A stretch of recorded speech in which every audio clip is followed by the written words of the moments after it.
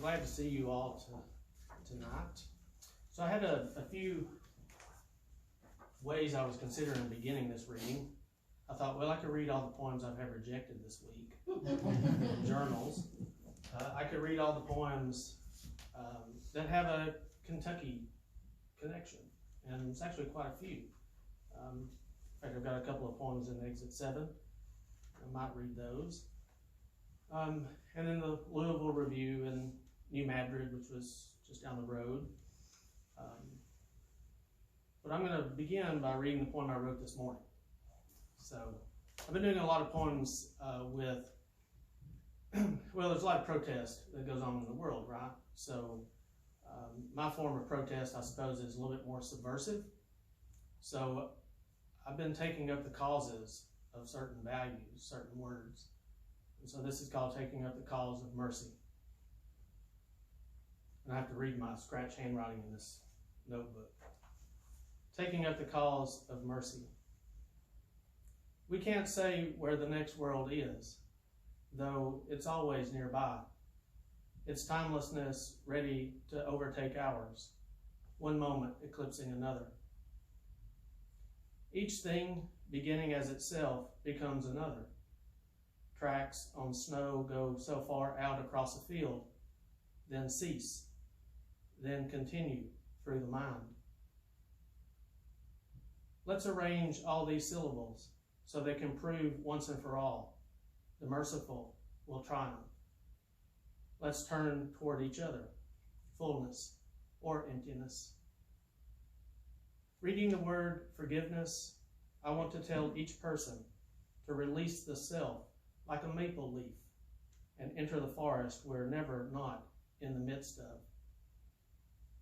I can only hope I'm not far from whatever nearness I most need, the one that can teach me how far, then farther, I must go into my own absence.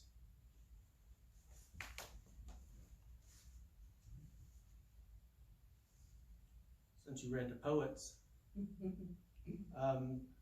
actually New Madrid published this poem many years ago. It's in my 4th book, I think, Small Revolution. It's called To Fellow Poets, since I have a room full. To fellow poets, seemingly so many of us want despair, as though from the fits of a heart's dark brooding, wisdom must emerge, truth wrenched free from the torque of staring straight into loss. Are we burnt out yet on being burnt out? I was reading the other night when out of nowhere the thought occurred. I miss those ancient poets who wrote without irony about the dew. I guess I'm asking, could we be naive enough to be naive again? I guess I'm saying yes.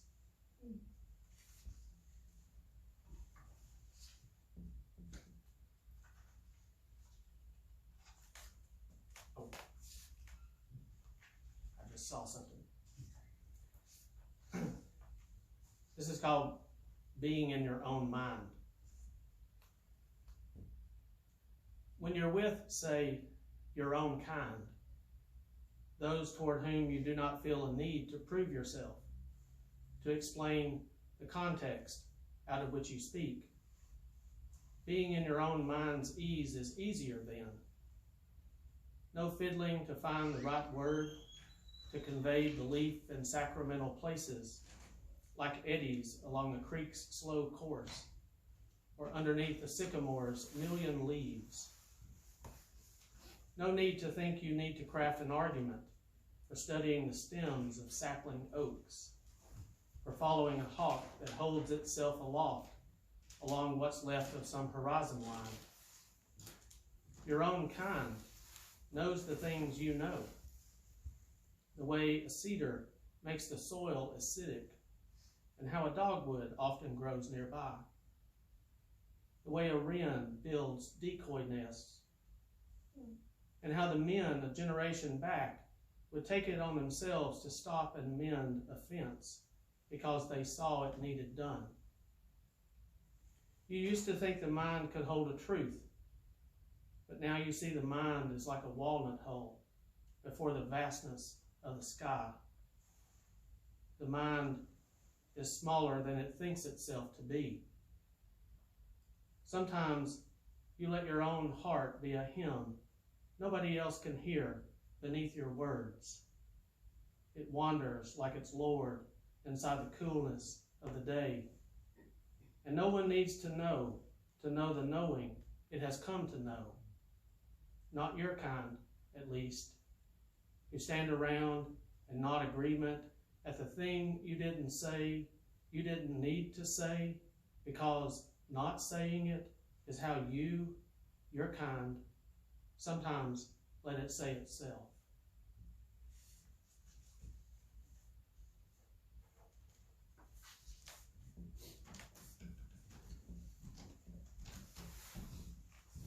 So I was thinking about this idea of how I get up about 5 o'clock every morning. I'm not sure what you're doing with your life at that time in the morning. But I look at it as rejoicing in the early hours. This is from my second book.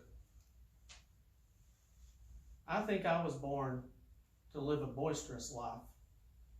In the early hours, rejoicing as others of my household slap against their briny shores.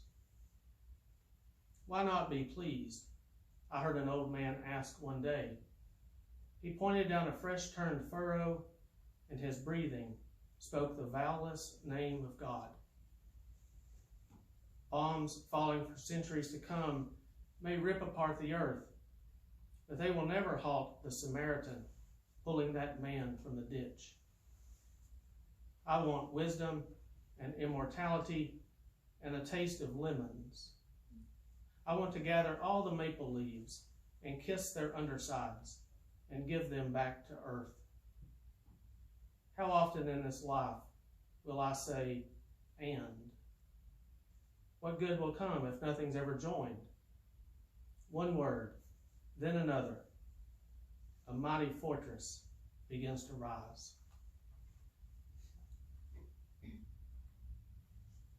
And then since I'm in this book, I want to read this one because I just basically like one stanza.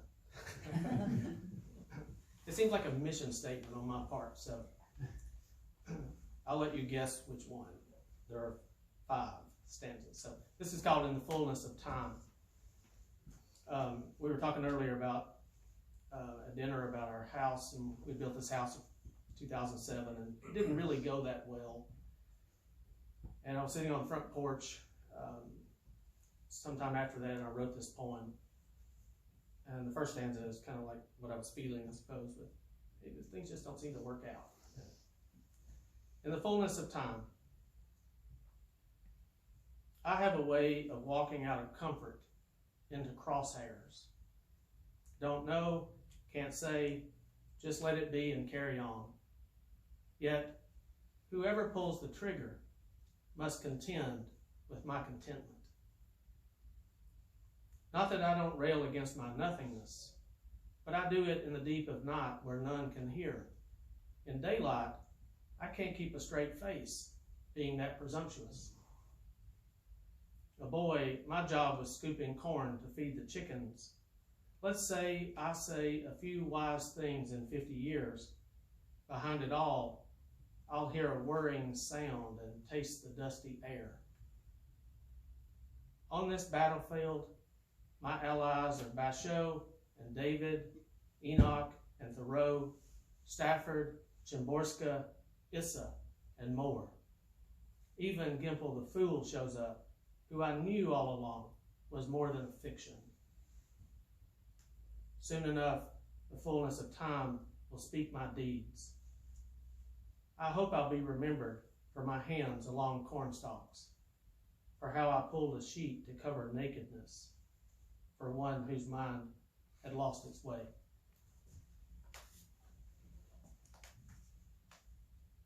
That was my papa at the end.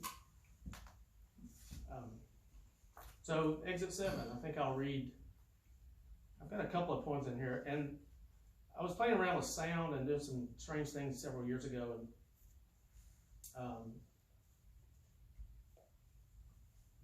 So this is called Breathing This Way.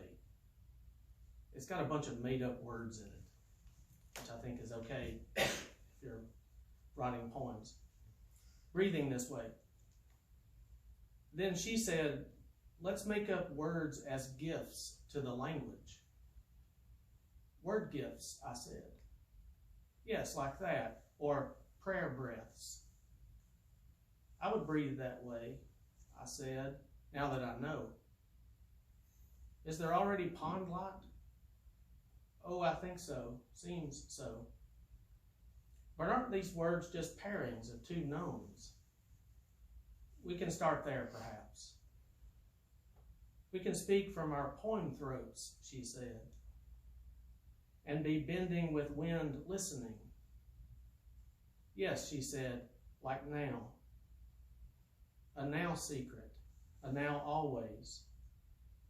A now field we are running through in the no ever endingness of us. Actually, I gotta say that again.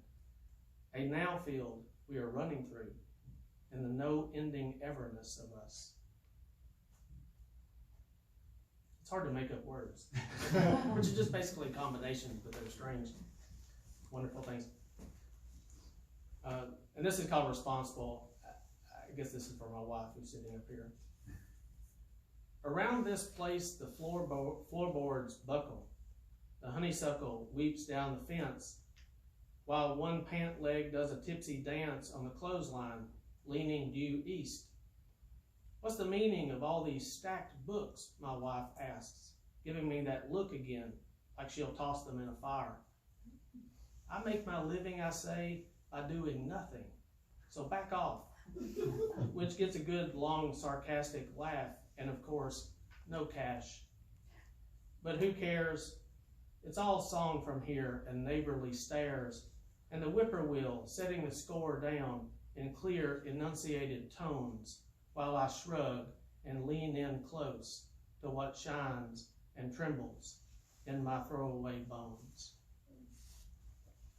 I still remember writing that poem. I felt like I was a rebel, you know.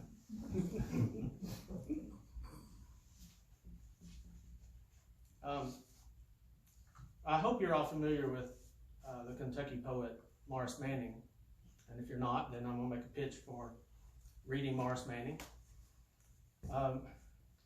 And so this is a poem I wrote to him.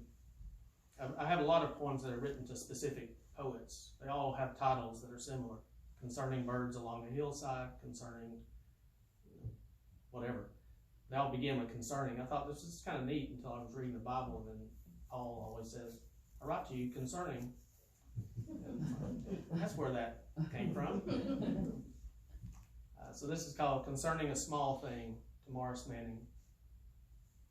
It's a sonnet, if you're keeping track. I've always thought a voice might be content to dwell inside the place it's found to be. A voice could just belong to where it is, to how the creek along its down-dipped stones becomes the only song of answering a voice might want to offer to this world. A voice could be that faint, could find small things like buckeye bits that fell away on moss, or leaf stems stitched to dust, or acorn shells. A voice need not become a haunted thing, intent on rectifying how it's been misunderstood or set aside. A voice might find its way by being led along and hummed belief for being here, then gone.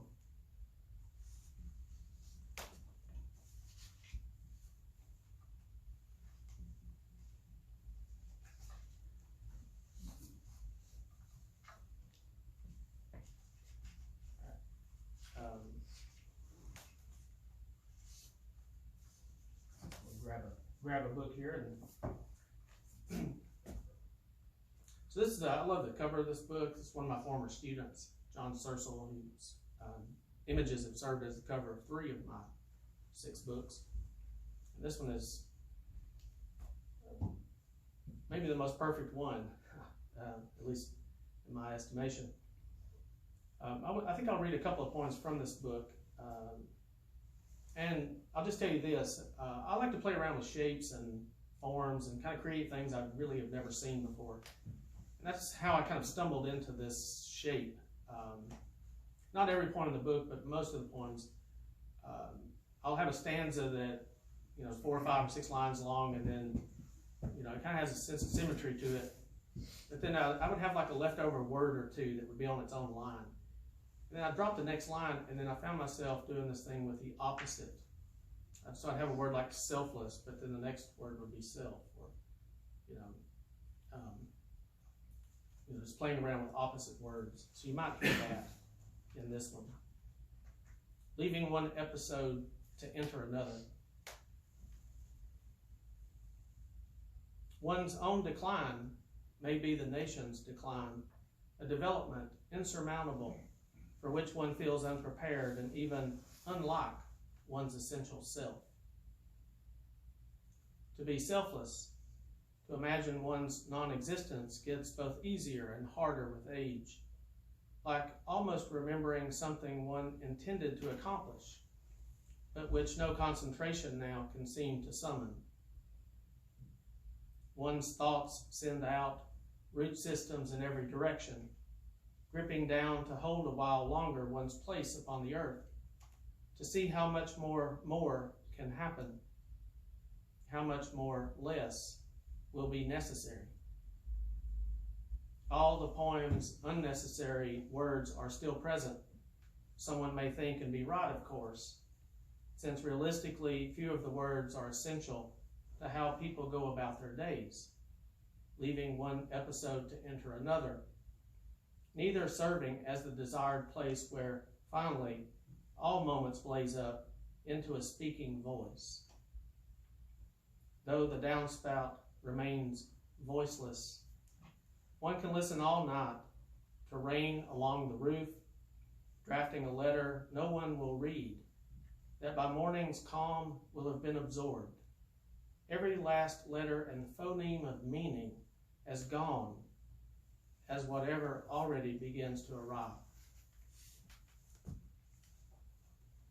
And then the last poem in this book was actually published in New Madrid, and I had a lot of fun with this one too.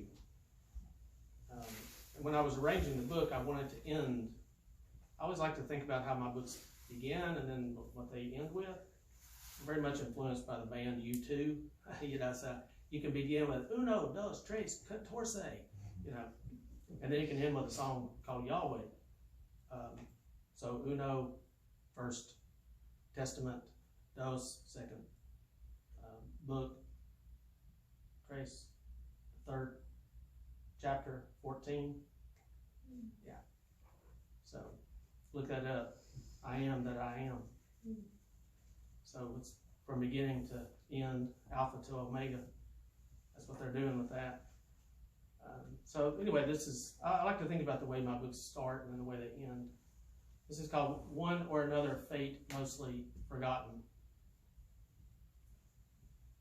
We think we've finally solved how to go about what remains of our lives.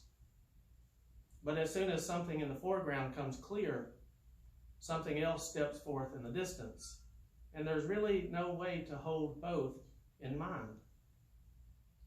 Weary, the body just gives up, settles into an afternoon's lull, and in some traditions must be denied, castigated, cast aside, so as not to be tempted past one's ability to restrain the self.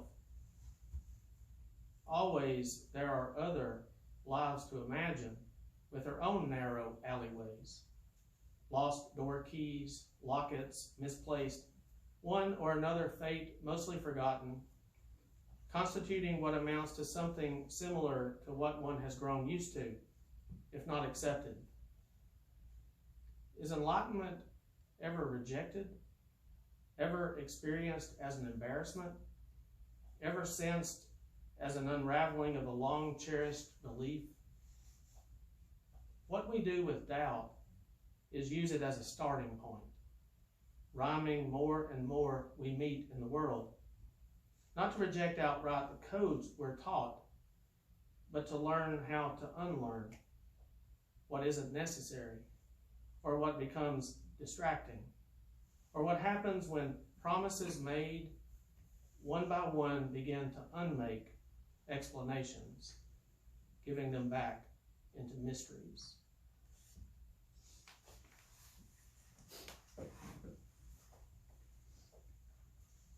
Now, I think I want to read something from No Other Kind of World. Since I'm talking about books, book covers, one of my colleagues years ago, Fred Barron's, retired a few years ago, taught art. You know the curmudgeon art professor on campus?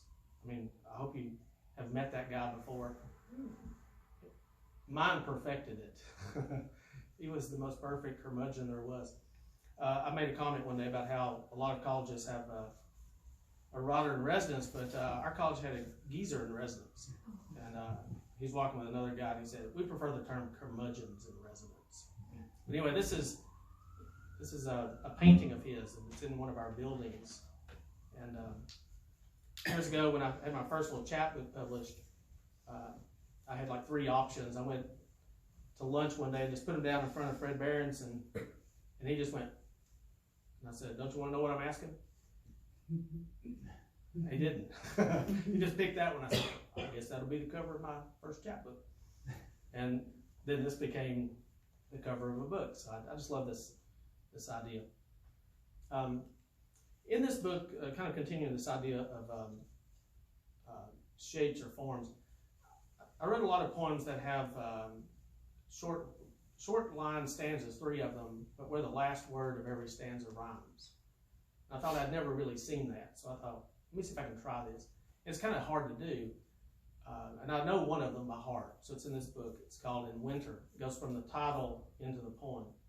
In winter, the pine tree's limbs filled with snow grow tense, with being on the verge, if not from weight, then from suspense, of crashing down along this length of side yard fence, which admittedly is little more than pretense, and holds nothing in, but nonetheless provides a lens, a frame, through which most evenings I admire a late light rinse down the barn's roof of 50 years of hedge apple dents.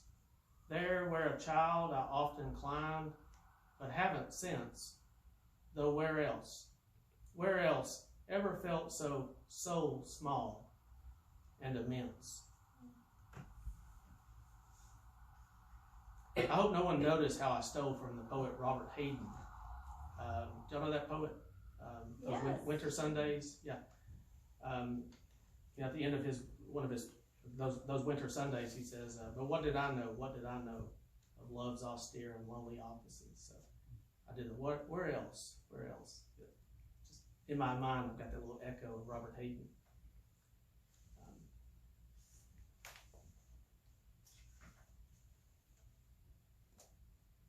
Y'all spend much time in coffee houses? Don't do that. That's the best place to write poems. So this one takes place in my favorite one in Columbia, Tennessee, called Buckhead Coffee Shop. And do you know the singer-songwriter Patty Griffin? Yep. She appears in this poem. She actually appears in another poem in this book too, but just tangentially mentioned. Wondering aloud. So many conversations in the coffee house revise the chronicles of history, usurp the headlines, and chart a course toward mercy our country seldom hears. If you have a soul, some smoldering left inside, maybe the time has come to bring it words. Its health may be determined by the poverties it adds unto itself. So many years now I've rested on clover beds, but never once forgot myself and buried face and arms to breathe the earth down deep and carry its voice away.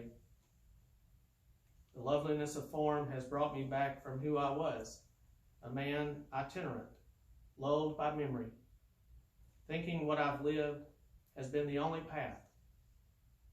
A woman singing of her restlessness makes room for me to search that self-same road. The moment bears us forth. We're holding hands against the coming Inquisition. I feel like I would want Patty Griffin holding hands with me if the Inquisition is coming again. I'll say, let's sing Rain, if you know that song. And then I want to read the first poem in my first book.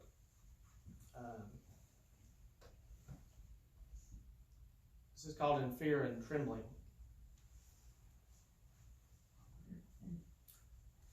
Not that I, within myself, possess the power to bestow permission, but if I could, I would. Live long, I'd say. Believe in joy, the fullness of it. Perceive each hour as a threshold. I'm not naive enough to think that this would be the end of our remorse.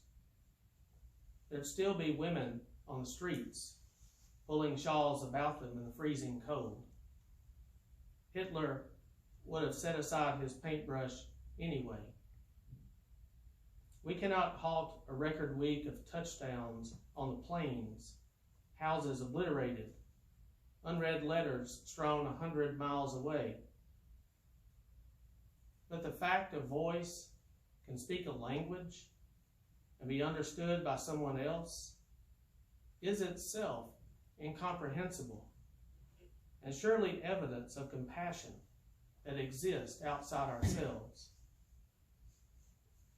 Or do we just prefer this fallen world, where we strive against the other's interest and guard ourselves and know that we're alone?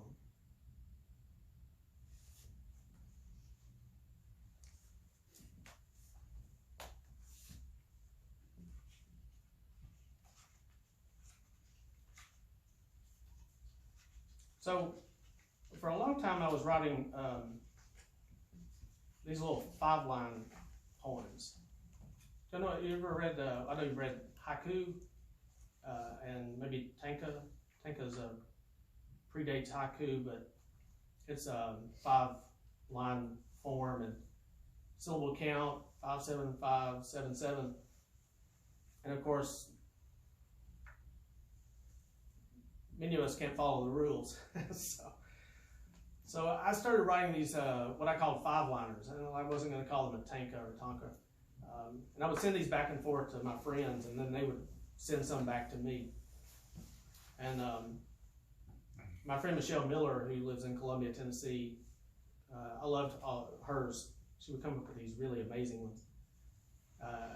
And the lines would just be broken along the syntactical units, in a sense. So hers would say stuff like this.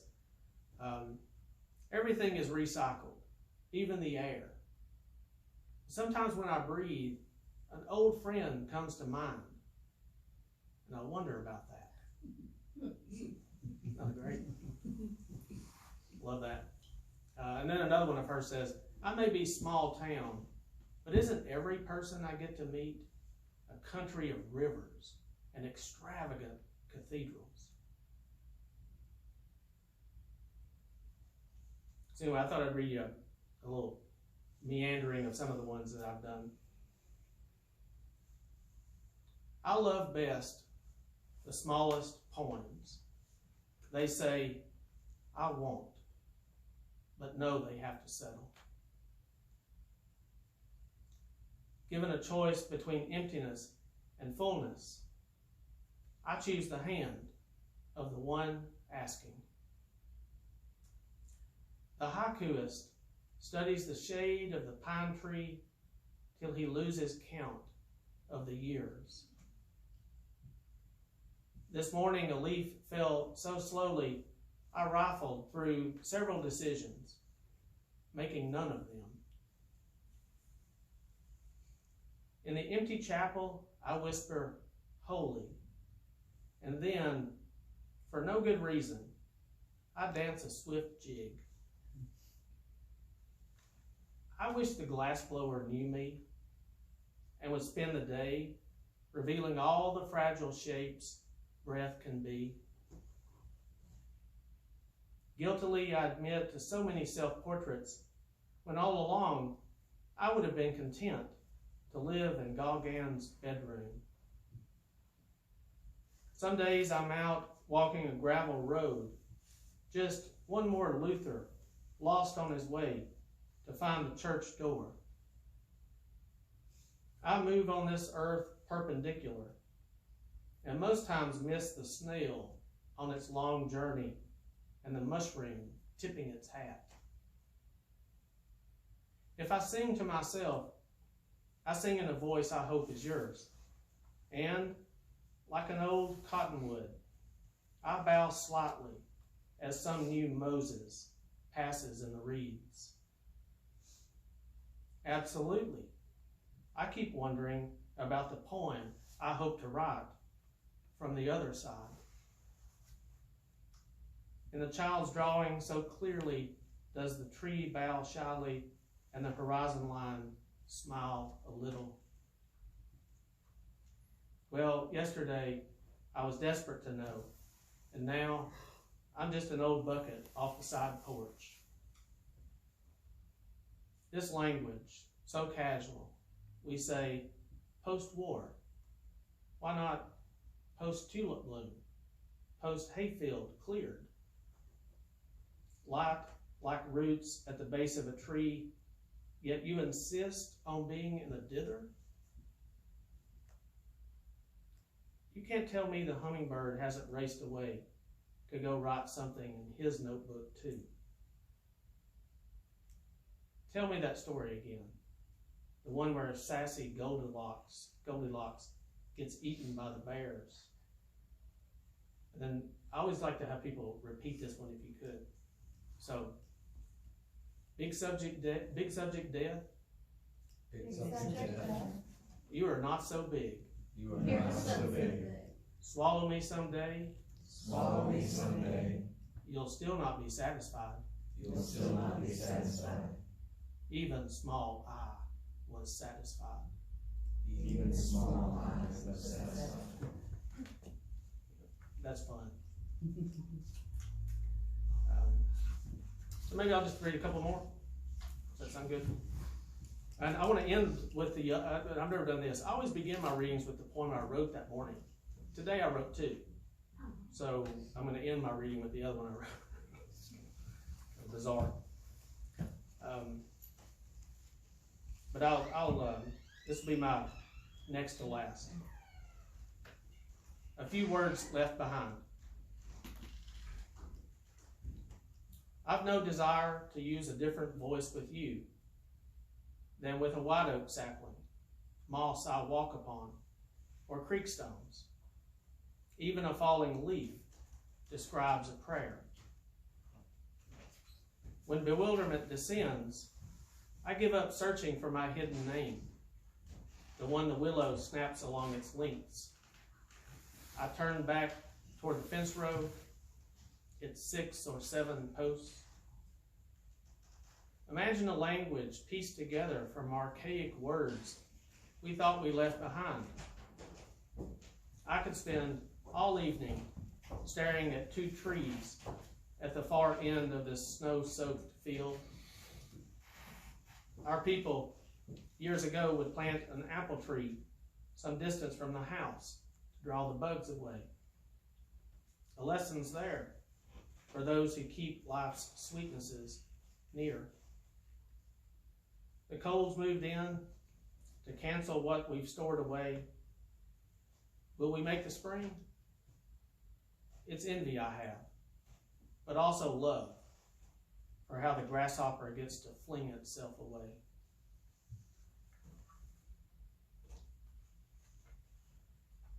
And so we got to town today, about 11 o'clock, and so my wife went to the National Quilt Museum, and I went to a coffee shop, etc., etc. And I wrote this poem. So I'm just looking at this. I began with taking up the cause of mercy Now it's taking up the cause of submission. Where one river joins another, I find a place farther inland to hear how quietness flows into a word and vice versa.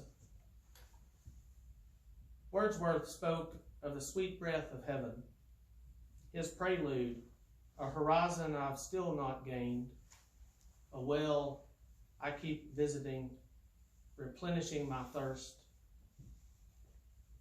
When a leaf scuttles past, I imagine climbing underneath, hidden from view, being swept up in a sudden wind and placed a little farther on. What if that's how life really happens? Pulled along, invisibly, absent our will. Maybe any thought that appears is a transfiguration. How explain how some words remain wordless? A thrush becomes the voice of a wintering tree. All day, every day, all my life has been some glad morning.